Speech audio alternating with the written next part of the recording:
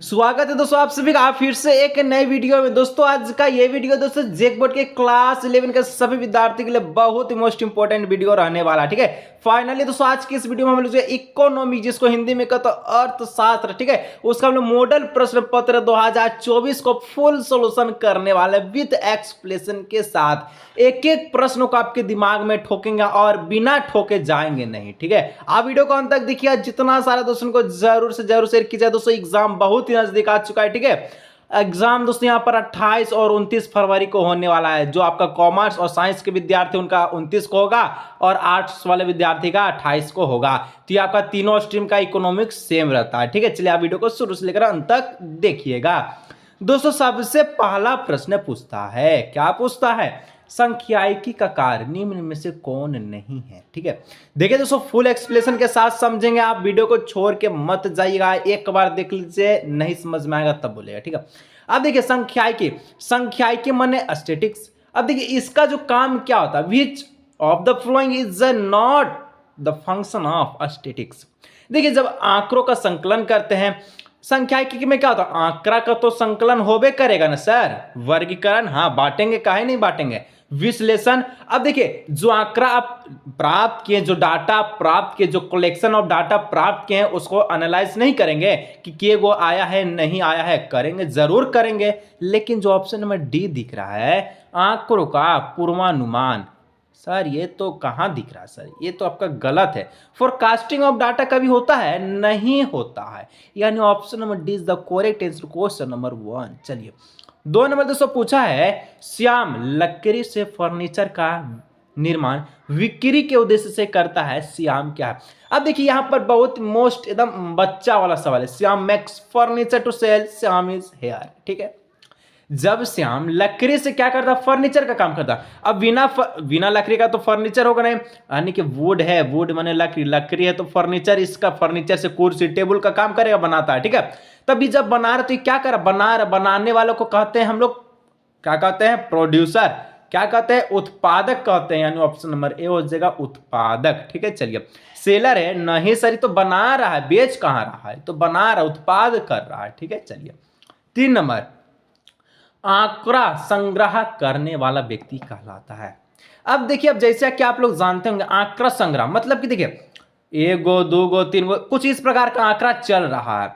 अब जब उसको एक जगह कलेक्ट कर रहा हो, ठीक है, a person who collect data is also known has, मतलब कोई भी आंकड़ा को कलेक्ट करा तो उसको क्या करेंगे, गणनाकार कहेंगे। यानी कि क्या कहेंगे, इनोमेटर कहेंगे। ठीक है, यानी कि दोस्तों गणना कर रहा है, उस आंकड़ों को वो सजा रहा है, देख रहा है, उसका देखरेख कर रहा है, गणनाकार कर रहा है। ठीक है, चलिए आगे 4 नंबर, ये बुच्च वाला प्रश्न है, कहता है स्वतंत्र भारत में पहली जनगणना किस वर्ष हुई? ठीक है, in which year the first census was done in independence India.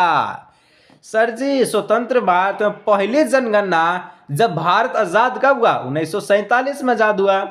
ठीक है, और गणतंत्र दिवस कब मनाते हैं? संविधान कब लागू हुआ?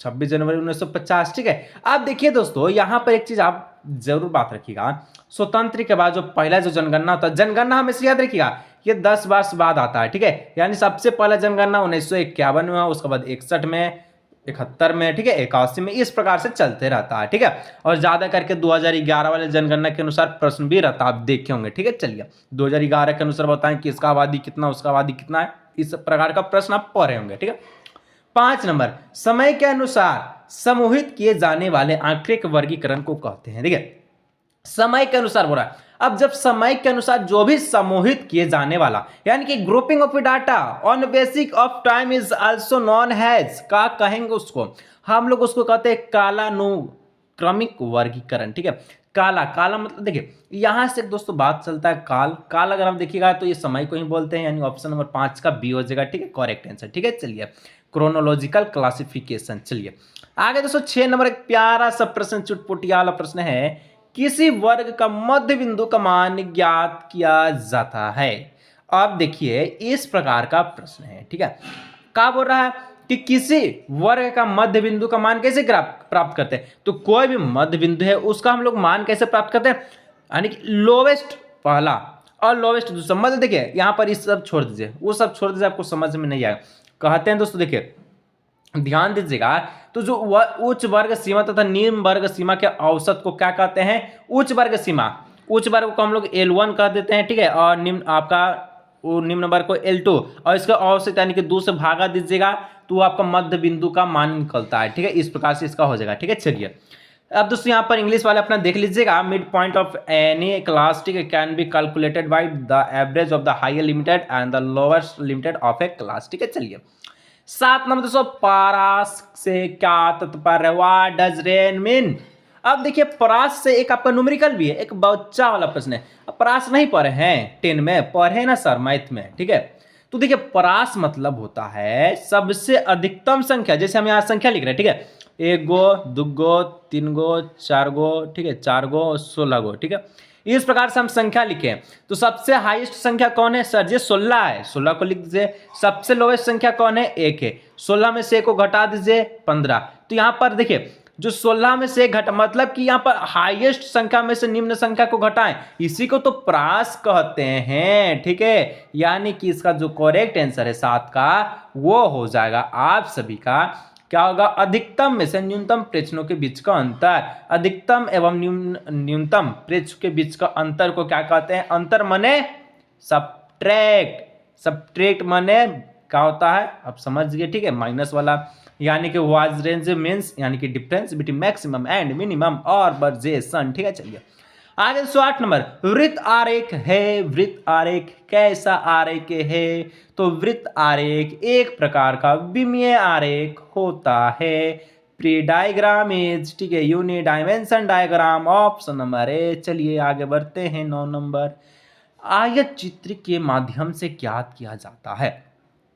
तो याद रखिएगा आयत चित्र के माध्यम से हमेशा दोस्तों हमेशा मोड को ज्ञात किया जाता है। यानी कि way what can be found by histogram mode. यानी कि हिस्टोग्राम से क्या हमको ज्ञात होता है? तो मोड ज्ञात हो, जिसको हम लोग हिंदी में बहुलक कहते हैं। यानी option number C is the correct answer, question number 9। 10 number, वृत्त आरेख में वृत्त को 100 बराबर भागों में बांटा जाता है। प्रत्येक भाग का अंश क्या होगा? एगो वृत्त है, इसको 100 भाग में बांटिए, चाहे इनने से कीजिए, चाहे उनने से कीजिए, चाहे इनने से इनने से इनने से इनने से, ठीक है, किधरों से बांटिए, लेकिन इसको 100 भागा में बांटिए। अब जब हम लोग 100 भागा में इसको बांटते हैं तो इसका मतलब प्रत्येक अंश में ये जो एक अंश आएगा इसमें कितना अंश होगा? प्रत्येक में कितना भाग का अंश आपको प्राप्त होगा? 100 है, 100 भाग को हम लोग बांटे हैं, ठीक है, 100 को क्षेत्रक बनाए इसका। तो देखिए एक चीज आप याद रखिएगा, जो वृत्त का जो क्षेत्रफल होता है वो 360 डिग्री का होता है। कितना कौन का होता है? 360 का। के को भागा देना, 100 से भाग देना, यानी कि 100 बराबर भागों में बांटना। तो 100 नीचे से डिवाइड दीजिए, 1 0 से 1 0 का खेला खत्म। और यहाँ पर 36 है और नीचे 10 है, तो 36 को 10 से भाग दीजिएगा तो 3.6 आएगा। 3.6 यानी कि एक इसका अंश जो होगा वो 3.6 के बराबर होगा। इस प्रकार से option number is the correct answer, ठीक है। एक क्वेश्चन तो हम आपको देते हैं, बताइएगा नीचे कमेंट करके। यदि हम वृत्त को 40 बराबर भागों में बांटें तो इसका जो क्षेत्रफल है यानी कि प्रत्येक अंश का अंश से कितना प्राप्त होगा? नीचे कमेंट करके बताइए, जल्दी से बताइए, जो होशियार होगा बता देगा, ठीक है। 11 नंबर, दिए गए आंकड़ों में से बहुलक का मान ज्ञात कीजिए। सर ये तो बच्चे वाला प्रश्न दे दिया। बहुलक क्या होता है? बहुलक calculate mode from the given data. Data में बहुलक क्या होगा? जो सबसे ज्यादा बार रिपीट हो रहा है, जो बार बार आ रहा है, ठीक है, जाने का नाम नहीं ले रहा है, ठीक है। तो देखिए टाइम वेस्ट नहीं करते हैं, यहाँ पर जो करेक्ट आंसर देखिए, यहाँ पर एगो 26 यहाँ आया, एगो 2 गो यहाँ आया, एगो 3 गो दोस्तों यहाँ पर 26 आया, बाकी सबका आपका अलग अलग चीज़ है, ठीक है। यानी कि 26 जो है 3 बार आया है, ठीक है। तो हाईएस्ट जो आपका 26 का संख्या यानी ऑप्शन नंबर सी हो जाएगा इसका करेक्ट आंसर। चलिए 12 नंबर का था दोस्तों, चतुर्थक वह मान है जो दिए गए, ठीक है, क्या बोलता है? चतुर्थक वह मान है जो दिए गए आंकड़ों को बांटता है। कैसे बांटता है? Quartile is a measure which divide the data. नाम से पता चलता है चतुर्थक। चतुर्थक माने 4 वाला, ठीक है, 4 वाला, यानी कि ये बांटेगा भी तो 4 बराबर भागों में बांटेगा। Option number C is the correct answer into 4 equal part, ठीक है।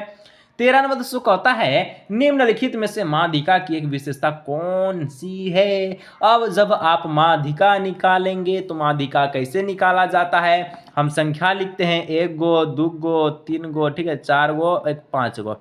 तो यहाँ पर हम इस प्रकार से संख्या लिखें, इसका माध्यक कौन होगा, तो बीच वाला माध्यक होगा, ठीक है, जो बीच में होगा वो माध्यक होगा, ठीक है, चाहे यहाँ पर 5 होता है, चाहे वो 7 गो रहे, तो 7वां में जो बीच में रहेगा, ठीक है, 3 इधर जो बीच में रहेगा वो आपका माध्यक होगा। यानी कि जो माध्यक है वो 2 बराबर भागों में बांटता है, क्यों भागों में बांटता है, 2 बराबर भागों में।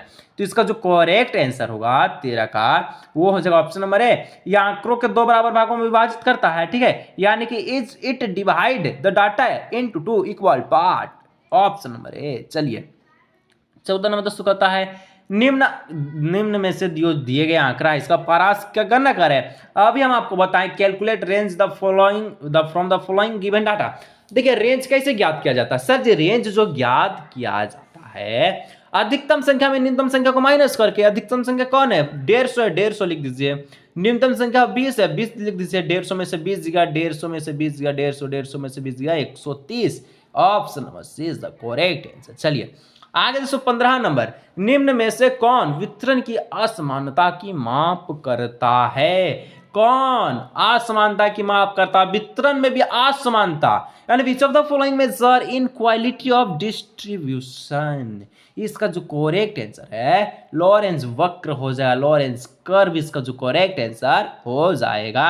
16 नंबर दोस्तों कहता है दिए गए आंकड़े के मानक, दिए गए आंकड़े से, ठीक है, मानक विचलन की गणना करें।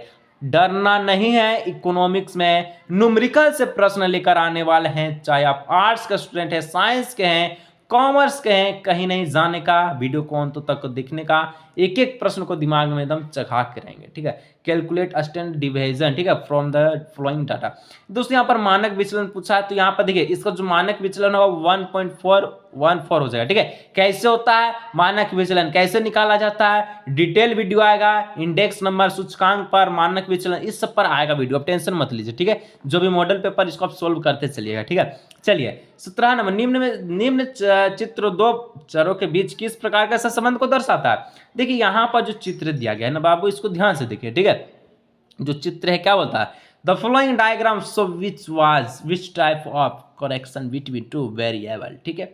जो दो चर वाला जो बीच का जो दिया गया, जैसे कि एगो यहाँ से भाग रहा है, एक वाई वाला, एक एक्स वाला, और इस प्रकार से दर्शाया गया। और यहाँ पर देखिए तो ये जो दर्शाया गया ये हमेशा ऊपर जा रहा है, ऊपर की ओर भाग रहा है, डाउन नहीं चल रही है, एकदम तेजी से ऊपर भाग रहा है। अब तेजी से जब ऊपर भाग रहा है यानी कि इसमें प्लस हो रहा है, ठीक है, क्या हो रहा है, प्लस हो रहा है। जैसे कि हम एक फिगर बनाते हैं, ठीक है, फिगर नहीं बल्कि फिगर, ये वाई हो गया, एक्स हो गया, ठीक है। अब मेरा वाला इस प्रकार से जा रहा है, यानी कि इसका ऊपर जा रहा था, मेरा वाला नीचे जा रहा है, यानी कि मेरा वाला जो माइनस की ओर जा रहा है, इसका वाला प्लस की ओर जा रहा है, इसमें प्लस का चार्ज लगेगा, मेरा में माइनस का चार्ज लगेगा। तो जो आकृति दिया गया है ये धनात्मक होगा, यानी कि पूर्णतः धनात्मक होगा, सिर्फ और सिर्फ धनात्मक नहीं, पूर्णतः धनात्मक, बढ़ते जा रहा है तो पूर्णतः धनात्मक सहसंबंध, परफेक्टली पॉजिटिव करेक्शन, ठीक है। चलिए 18 में दोस्तों कहता है पियर्सन सहसंबंध का मान होता है, ठीक है।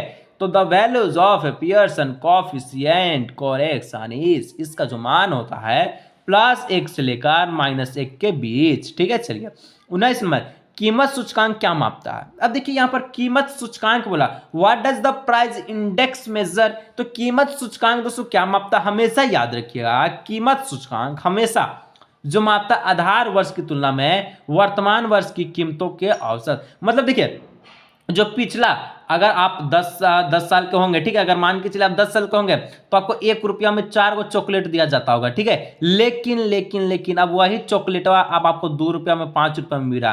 तो क्या ये जब आप 10 वर्ष के थे वही दाम इसका है, नहीं दाम है, तो ये इसका जो दाम चेंज हुआ, 10 साल में इसका दाम में परिवर्तन होगा, चॉकलेट का दाम बढ़ गया, इसी को तो कहते हैं इंडेक्स, कीमत सूचकांक। यानी कि आप देखिए बेहतरीन से समझा रहे, समझ के चलिएगा, ठीक है। तो ऑप्शन नंबर इसका हो जाएगा करेक्ट आंसर। सब्सक्राइब नहीं के कर लीजिए दोस्तों, एग्जाम का तैयारी में हम लोग लग चुके हैं, 4 कराएंगे इस बार, ठीक है। हम लोग 9-10 से लगातार पढ़ते आ रहे, जो 9-10 में देखा होगा उसको पता होगा कैसे एग्जाम का तैयारी होता है, ठीक है। और जो पहली बार आए सब्सक्राइब जरूर कर लेना। Average change the price is the current year is the comparison to the best year, ठीक है। इस प्रकार से इसका हो जाएगा आंसर। चलिए 20 नंबर, पासे का मूल्य सूचकांक में भार के रूप में किस मान को लिया जाता है। अब देखिए भार के मान को पूछा, the price in the price of index पासे which value is taken as weight. इसका जो करेक्ट आंसर है ऑप्शन नंबर सी, क्यू यून को लिया जाता है, ठीक है। चलिए 21, भारत में लौह एवं इस्पात उद्योग का विकास प्रारंभ हुआ थी। तो समझने वाला बात है ही नहीं, ये तो रटने वाला चीज है, बिना रटे होगा नहीं, क्योंकि समझने वाला थोड़ी चीज है। डेट जो दिया जाता है वो समझा नहीं जाता है, वो याद किया जाता है। थोड़ा सा काजू पिस्ता खाइए, ठीक है। When did iron steel industries begin to develop in India? तो 20वीं शताब्दी के प्रारंभ में, the beginning of 20th century, ठीक है। चलिए आगे दोस्तों नेक्स्ट बढ़ते 22 नंबर। कहता है भारत में जनानकीय संक्रमण का प्रथम सोपान किस अवधि को माना जाता है? भारत में जनानकीय संक्रमण का प्रथम सोपान किस अवधि में माना जाता है? Which of the following is a periodic is known as the first stage the demographic transaction, ठीक है, इन इंडिया। इसका जो करेक्ट आंसर ऑप्शन नंबर 1 1921, ठीक है। चलिए 23 नंबर दोस्तों कहता है भारतीय राष्ट्रीय नियोजन में प्रयुक्त शब्द पंचवर्षीय योजना कौन सी देश ली गई? अब देखिए पंचवर्षीय योजना तो आप जानते हैं ये लागू होता है, हर एक बार लागू होता है। तो ये जो शब्द है पंचवर्षीय योजना, ये कौन सा देश से कॉपी करके भारत में अपनाया जाता है? तो ये आपका पूर्वी सोवियत रूस से, जिसको हम लोग USSR कहते हैं, USSR, ठीक है। चलिए सोवियत संघ। नेक्स्ट दोस्तों यहाँ पर कहता है 24 में प्रशुल्क लगाया जाता है। तो प्रशुल्क मतलब देखिए जो ट्रैफिक है, ठीक है, ट्रैफिक नहीं पड़ेगा, तारीफ है, क्या बोलता है TARIFF, ठीक, तारीफ। तो ये आपका जो प्रशुल्क है कहाँ लगाया जाता है? तो ये जब प्रशुल्क है, ठीक है, मान के चलिए आप विदेश से कोई सामान को ला रहे हैं, कोई सा भी सामान ला रहे हैं, ठीक है, चावल गेहूं की बात नहीं कर, चावल आपका इंडिया में मिल जाएगा, ठीक है। कोई सामान ऐसा टेक्नोलॉजी ला रहे हैं जो कि आपका भारत में नहीं है, तो यहाँ देश से आप ला रहे हैं, विदेश से आप इंडिया में एक्सपोर्ट कर रहे हैं, ठीक है। तो आपको जो सीमा शुल्क है, यानी कि जहां पर उस देश से आप अपना देश में लाएंगे तो उस देश में जो एक सीमा शुल्क होता है वहां से आपको टैक्स देना पड़ता है, जिसको कर बोलते हैं। इसी को दोस्तों प्रशुल्क कहा जाता है, ठीक है। और इसमें देने वाला कर क्या होता है? तो आयातित वस्तुओं पर, ठीक है, यानी इंपोर्ट गुड्स पर, ठीक है। तो कैरियर गुड्स लिखा हुआ रहता है गाड़ी में, ठीक है। तो यहाँ पर आपको समझने वाला चीज है, कुछ तो आपके आसपास में ही आपको पता चल जाता है, ठीक है। इन्वायरमेंट में देखिए क्या क्या चीज घटना घट रही है, ठीक है। 25 में भारत जैसे देशों में लघु उद्योगों को प्रोत्साहित करने के कारण होते हैं, तो कोटों का प्रयोग करते हुए सही विकल्प का चयन करें। What should be the reason of the promote a small scale industries in India? Choose the correct option by using given codes, ठीक है। तो यहाँ पर जो पहला ऑप्शन है निम्न पूंजी की आवश्यकता, हाँ सर जी, निम्न पूंजी का होगा लघु उद्योग कर। लघु माने छोटा, दीर्घ माने बड़ा। पढ़ेंगे ना, दीर्घ प्रश्नों का उत्तर दीजिए, लघु प्रश्नों का उत्तर दीजिए। तो लघु में निम्न पूंजी का जरूरत होगा, ठीक है, यानी कि requirement of the less capital, ठीक है। आगे दोस्तों नेक्स्ट हम लोग पढ़ते हैं, तो अधिक रोजगारों का सृजन में सक्षम, यानी कि capable of the generate more employment opportunity, यानी कि जिससे अब कोई भी कंपनी हो गया, इंडस्ट्रीज अगर वृद्धि करेगा तो वहां पर जाहिर सी बात है कि रोजगार का सृजन होगा, ज्यादा से ज्यादा लोग आएगा, ठीक है, कैपेबल हो जाएगा वहां पर। तो यहाँ पर ऑप्शन नंबर 1, 2 इसका जो करेक्ट आंसर है, तो यहाँ पर ऑप्शन नंबर सी नहीं होगा, ठीक है। इसको देखिए मत कीजिए, बड़े उद्योगों के साथ प्रतिस्पर्धा करने में सक्षम। देखिए इसका मतलब क्या होता है, जैसे कि कोई बड़ा बड़ा कंपनी हो गया, ठीक है, टाटा स्टील हो गया, ठीक है, और आप कर रहे हैं चॉकलेट का कंपनी, तो ये टाटा स्टील से कम तुलना कीजिएगा, नहीं करेंगे, ठीक है, इससे प्रतिस्पर्धा हम लोग नहीं करेंगे। तो यहाँ पर ऑप्शन नंबर सी हो जाएगा, 1 और 2 इसका करेक्ट आंसर, ठीक है, तीसरा का नहीं है करेक्ट आंसर, ठीक है। चलिए 26 नंबर दोस्तों, ये तो बच वाला प्रश्न, विश्व व्यापार संगठन का गठन किस वर्ष किया गया? अब देखिए इस प्रश्न का हम जवाब बता देंगे तो अब हमको बचा ही क्या बताने के लिए, तो इसका तो जवाब कम से कम आपको कमेंट में देना चाहिए ना। इसमें से हम 2 ऑप्शन आपको रॉन्ग कहा के आपको 2 बोलेंगे इस सही है, ठीक है, और उसमें से एक आपको सही करना है। जैसे बोलता हूं when was world trade organisation establish, जिसको हम लोग WTO कहते हैं, पूर्ण रूप विश्व व्यापार संगठन, वर्ल्ड ट्रेड ऑर्गेनाइजेशन। देखिए यहां जो करेक्ट आंसर है ऑप्शन नंबर ए बी को छोड़ दीजिए, खाली आप बताइए कि ऑप्शन नंबर बी होगा कि डी इसका करेक्ट आंसर होगा, ठीक है, ऑप्शन नंबर बी होगा कि डी होगा, ठीक है। इतना आप खाली कमेंट करके नीचे बता दीजिएगा दोस्तों। चलिए नेक्स्ट बढ़ते हैं 27, ठीक है। हमको नहीं आता इसका प्रश्न का जवाब, इसलिए आपसे पूछे, ठीक है, हमको पता नहीं है कि इसका क्या होगा। चलिए बता दीजिएगा आपको क्या है इसका जवाब, ठीक है। चलिए 27 नई आर्थिक नीति 1991 की 3 उपसर्ग कौन है, ठीक है। इस टाइप का प्रश्न में एकदम सोचना समझना की बातें नहीं है, काहे नहीं ऐसा सब पहले से तरह बोल रहा है कि the 3 sub classes of the new economics policy 1991 are, मतलब देखिए तीन को पहले से बोला और ऑप्शन में ए बी सी तीन को देवे किया है, यानी हम लोग कह सकते हैं इसका ऑप्शन नंबर डी हो जाएगा और उपयुक्त सब हो जाएगा। जब तीन को दिया तो चौथे ऑप्शन सही होगा। हाँ और क्या, चलिए आगे बढ़ते हैं। वर्तमान में सार्वजनिक क्षेत्र के लिए सुरक्षित उद्योग की संख्या है, ठीक है। Number of industries reserve for public sector at present industries of the public sector in present total 3 गो, यानी ऑप्शन नंबर ए, ठीक है। चलिए आगे 29 नंबर का था, भारत सरकार ने शिक्षा का अधिकार अधिनियम को किस वर्ष लागू किया। आप देखिए शिक्षा की बात आता है तो शिक्षा तो आप ले रहे हैं एकदम कुट कुट के आपको भरल है, ठीक है। तो इन विच ईयर गवर्नमेंट, ठीक है, जीओबीटी लिखा लेने को government of India implement right to education act. तो दोस्तों देखिए भारत सरकार में शिक्षा का अधिकार कब, इसका नियम कब लागू किया गया तो पता तो होना चाहिए 2009 में। कब, 2009 में, हाल फिलहाल में, ठीक है। चलिए आगे बढ़ते हैं। 30 नंबर, विश्व विज्ञान अर्थव्यवस्था के श्रेष्ठ प्रयोग करने वाला देश माना जाता है। Which country said to be best user to world knowledge economic, यानी कि सबसे ज्यादा ज्ञान अर्थव्यवस्था वाला कौन सा देश है तो आयरलैंड, जहां पर एक बार आलू का कमी हुआ था, ठीक है, याद रखिएगा। चलिए 31 नंबर, मानव पूंजी के संदर्भ में निम्न में से कथन कौन सा विचार कीजिए, यानी कि कौन सा विचार सही होगा। जैसे कि दिया दोस्तों, consider the following assertion and reason regarding human capital। पहला आपका दिया मानव पूंजी अदृश्य होती है और यह धार्य के मस्तिष्क से में रची बसी होती है, तो दोनों इज द करेक्ट आंसर है, यानी ऑप्शन नंबर सी, ए और आर दोनों सही हो जाएगा। चलिए आगे दूसरे नेक्स्ट बढ़ते हैं। 32 नंबर, ऑपरेशन फ्लड का संबंध है। Operation flood is related to, देखिए ऑपरेशन फ्लड जो है दोस्तों ये आपका प्रोडक्शन ऑफ मिल्क से संबंधित है, यानी कि दूध के उत्पादन से, ठीक है। चलिए 33 नंबर, पर्यावरण मित्र प्रौद्योगिकी का संबंध निम्न में से किससे है, ठीक है। पर्यावरण प्रौद्योगिकी का संबंध निम्न में से किससे है तो कृषि में जैविक खाद के प्रयोग से, use of bio compost in farming, ठीक है। चलिए 34 नंबर दोस्तों कहता है, भारत में अधिकांश श्रमिकों को रोजगार का स्रोत निम्न में से क्या है। भारत में अधिकांश श्रमिकों के रोजगार का स्रोत निम्न में से क्या है। What is the main source of employment of the labours in India, तो इसका जो करेक्ट आंसर प्राथमिक क्षेत्र प्राइमरी सेक्टर पशुपालन करता है, कृषि करता है। कृषि पे दोस्तों भारत में 60% लोग निर्भर हैं, तो यहाँ पर सबसे ज्यादा तो ऐसे ही पता चलिए कि कृषि यानी कि आपका प्राथमिक क्षेत्र पर निर्भर है, ठीक है। चलिए आगे दोस्तों नेक्स्ट 35 नंबर, निर्माण मजदूर निम्न में से क्या कहलाता है। देखिए जो निर्माण मजदूर होता है, ठीक है, कंस्ट्रक्शन वर्कर आर, देखिए जो निर्माण मजदूर होता है जो हर एक दिन उसको दिहाड़ी दिया जाता है, ठीक है। दिहाड़ी मजदूर जिसको हम लोग कहते हैं हर एक दिन उसको पैसा दिया जाता है, ठीक है। जैसे कि आपके घर में घर बन रहा होगा तो वहां पर ईटा वालू का जो काम करता है, ठीक है, लेबर लोग, ठीक है, उसको हम लोग कहते हैं दिहाड़ी मजदूर। आपको देखिएगा तो जब आपका घर बन रहा होगा, मान के चलिए किसी का घर बन रहा है, तो देखिएगा कि वो रात के यानी कि जो शाम के जाते समय आपसे पैसा लेता तो उसी को दिहाड़ी मजदूर कहते हैं, ठीक है। ऑप्शन नंबर बी हो जाएगा इसका करेक्ट आंसर, ठीक है, डेली वेज वर्कर, ठीक है। चलिए नेक्स्ट 236 नवीकरणीय संसाधन का एक उदाहरण है, an example of A renewable resources. Renewable तो ये दोस्तों आप तो इंग्लिश कोर का पहले में पढ़ चुके पैराग्राफ में इसका जो है दिया गया पूर्ण रूप से विचारण किया गया, ठीक है। देखिए वनों में पेड़, यानी कि वनों में पेड़, ट्रीज इज द फॉरेस्ट, समुद्र में मछलियां, ये जो जितना भी चीज है सालों साल गल करके आपको संसाधन देती है, यानी ऑप्शन नंबर सी, ए, बी दोनों, ठीक है।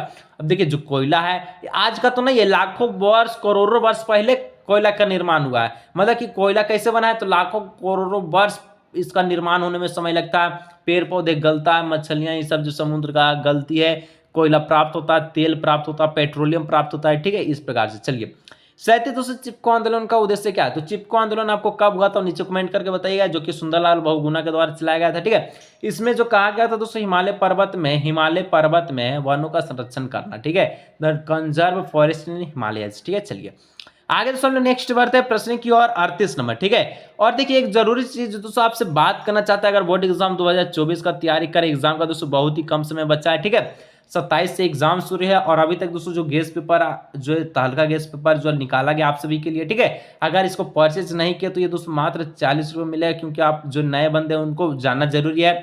तो आपके लिए एक गेस्ट पेपर है जिसका नाम हल्का गेस्ट पेपर है, ठीक है। और ये दोस्तों आपको मात्र 40 रुपये में मिलेगा, जो कि मॉडल पेपर पर ही आधारित है और एग्जाम में बहुत ही मस्त आपको नंबर लाने में सहयोग करेगा, ठीक है। और ये जो गेस्ट पेपर है दोस्तों, यहाँ पर जो नंबर दिख रहा है, ठीक है, इस नंबर पर आपको व्हाट्सअप करना है। उसके बाद दोस्तों आपको QR कोड दिया जाएगा, चाहे तो आप दोस्तों किसी भी पेमेंट मेथड को यूज करते हैं, पेमेंट को कर दीजिएगा, आपको गेस्ट पर व्हाट्सएप पर ऑनलाइन मिल जाएगा, ठीक है। चलिए तो जल्दी से इसको व्हाट्सएप पर जाके परचेज कर लीजिए। चलिए, और तीसरा मतलब इसको वैश्विक उष्णता का प्रमुख कारण है। तो वैश्विक उष्णता मतलब कि ग्लोबल वार्मिंग किसका लिए उत्तरदायी है?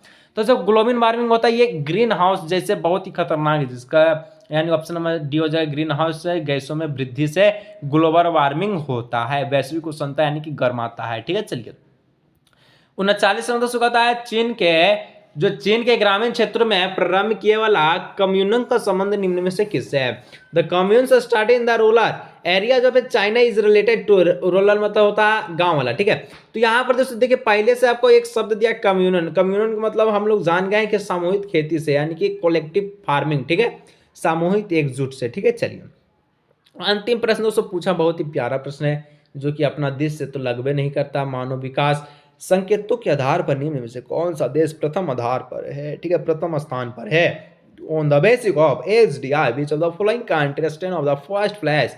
दोस्तों इसका जो है चाइना हो जाएगा, चाइना, ठीक है, चाइना, चाइना, चौक टू चाइना, ठीक है। चलिए ऑप्शन नंबर बी, ठीक है। जल्दी जाए दोस्तों इस व्हाट्सअप नंबर पर व्हाट्सअप कीजिए, गेस्ट पेपर को परचेज कीजिए एग्जाम में पढ़ने के लिए, ठीक है। आज की इस वीडियो को यही रखते हैं, जितना प्रश्न बताएं आपको जो दिमाग में ठोकने का प्रयास किए थे। मिलते हैं नेक्स्ट